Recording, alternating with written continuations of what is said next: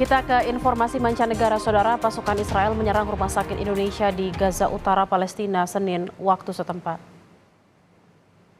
Menurut Direktur Rumah Sakit Indonesia di Gaza, serangan pasukan Israel menyasar lantai 2 dan 3 gedung rumah sakit. Ada sekitar 40 pasien yang tengah dirawat di sana. Informasi terakhir yang kami himpun dari sukarelawan Mercy di Gaza, Rumah Sakit Indonesia sudah dikepung pasukan Israel sejak 5 Oktober 2024. The Indonesian hospital exposed to attack by the Israeli forces, and they attacked the second and third floor. Now we have 40 patients, 30 of them they are injured patients. There is some of the patients they are very serious and they need oxygen and they need critical care. So the light, electricity is off since midnight, and the medical staff they cannot make the generator on because of a lot of attack and a lot of danger. Informasi terkini dari Gaza kita akan tanyakan langsung ke sukarelawan Mercy di Gaza Tengah. Ada Fikri Rofiul Haq di sana. Fikri, apa yang terjadi di Rumah Sakit Indonesia di sana bisa digambarkan? Ya, baik, kondisi di Rumah Sakit Indonesia memang benar-benar sangat sulit sekali karena memang operasi militer Israel dilancarkan sejak pada Sabtu 5 Oktober 2024 yang lalu, di mana serangan demi serangan baik dari udara maupun dari serangan darat juga terus dilancarkan dari pihak Israel terhadap jalur Gaza bagian utara, sehingga kami tim Mercy memang melakukan evakuasi yang mengikuti rombongan dari konvoi WHO pada pada hari Kamis 10 Oktober 2024 yang lalu, dan alhamdulillah kami saat ini berhasil dievakuasi ke jalur Gaza bagian tengah. Dan saat ini memang kondisi Rumah Sakit Indonesia di jalur Gaza bagian utara masih terkepung dari pihak Israel, di mana pada Senin 19 Oktober yang lalu Israel melakukan serangan dari artileri mereka di lantai 2 dan lantai 3 sehingga mengakibatkan kerusakan di lantai 2 dan lantai 3 yang memang lantai 2 dan 3 digunakan untuk rawat inap. Namun alhamdulillah tidak ada korban dari serangan ini. Namun akibat pengepungan yang dilakukan oleh pihak Israel sehingga jaringan listrik di Rumah Sakit Indonesia terputus, tidak ada air minum dan juga bahan makanan serta obat-obatan dan bantuan-bantuan kemanusiaan yang lain yang bisa disalurkan ke Rumah Sakit Indonesia atau di masyarakat yang ada di Gaza Utara, sehingga diinformasikan bahwa ada 2 korban yang meninggal akibat tidak adanya jaringan listrik untuk menopang medis 2 pasien tersebut. Sementara memang masih ada beberapa pasien dan juga tenaga medis yang memang masih bertahan di Rumah Sakit Indonesia. Selain di sekitar Rumah Sakit Indonesia terdapat juga beberapa sekolah PBB maupun sekolah pemerintah, di mana Israel memaksa mengusir ratusan orang diusir dari tempat-tempat pengungsian mereka di sekolah-sekolahan tersebut.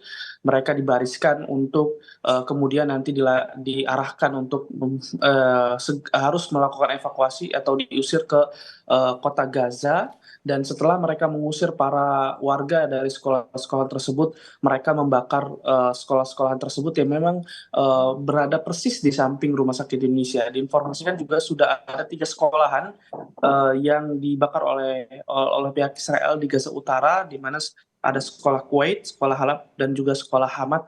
Ini 3 sekolah yang dibakar oleh pihak Israel di Gaza Utara setelah mereka memaksa para pengungsi untuk segera pergi dari daerah tersebut karena memang ada operasi militer di Gaza Utara. Dan ada beberapa saksi juga memang mengatakan yang mereka berhasil selamat dari evakuasi tersebut, bahwa banyak juga Israel menangkap para pria dewasa, ya karena memang pria dewasa tersebar dari video atau foto-foto lokal, video yang diposting oleh pihak Israel kemudian disebarkan oleh para jurnalis yang ada di jalur Gaza, bahwa para pria dewasa dipisahkan oleh anak dan juga istrinya dan keluarganya, sehingga banyak pria-pria dewasa yang oleh pihak Israel ke tidak tahu mereka akan dibawa kemana, namun di video yang beredar mereka ditangkap oleh pihak Israel. Kemudian saat ini sudah memasuki hari ke-19 pengepungan terhadap masyarakat yang ada di Gaza Utara, sehingga 3 fasilitas rumah sakit, yaitu Rumah Sakit Indonesia, Rumah Sakit Al-Auda, dan Rumah Sakit Kamaluddin memang benar-benar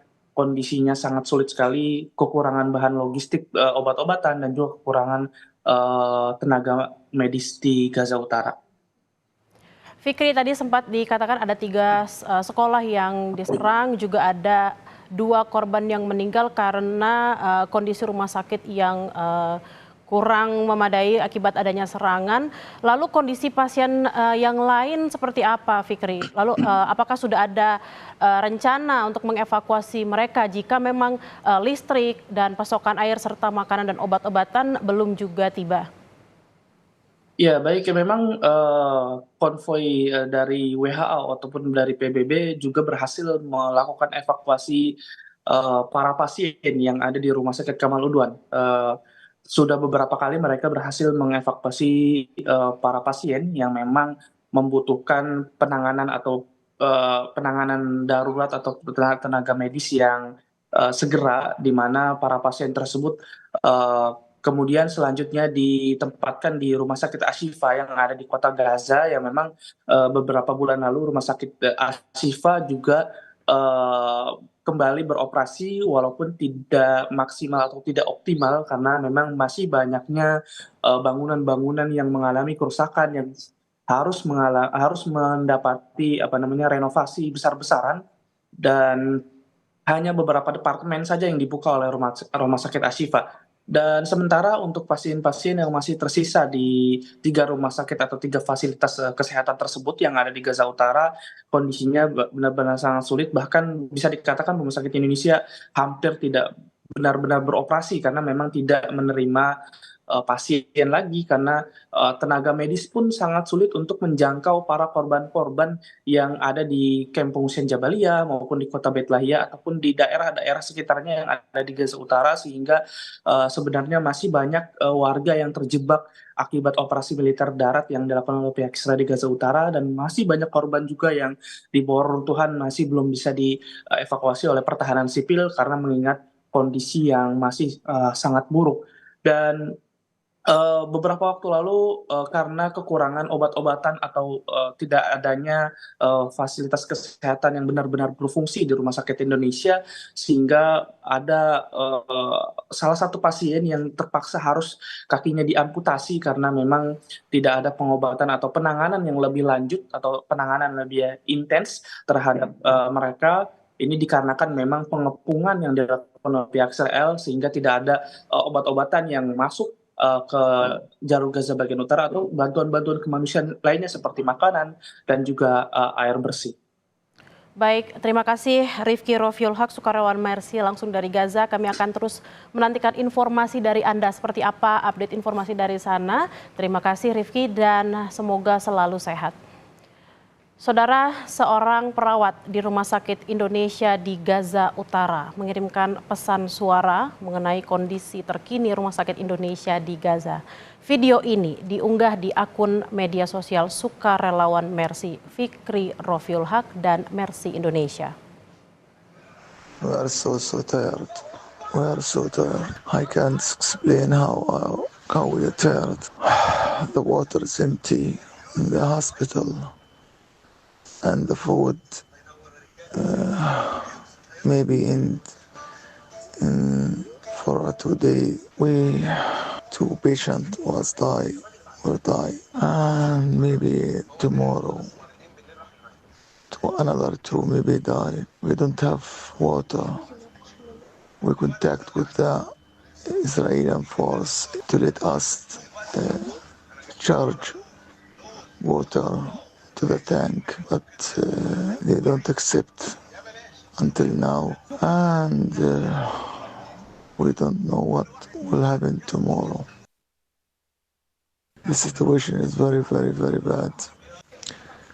Every people count on me to save them and give food to them, and secure them and giving medication.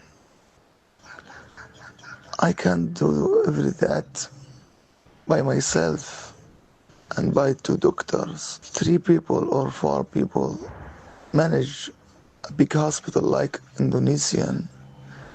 We can't, but we do everything we can and pray to Allah save us and save our people inside this hospital.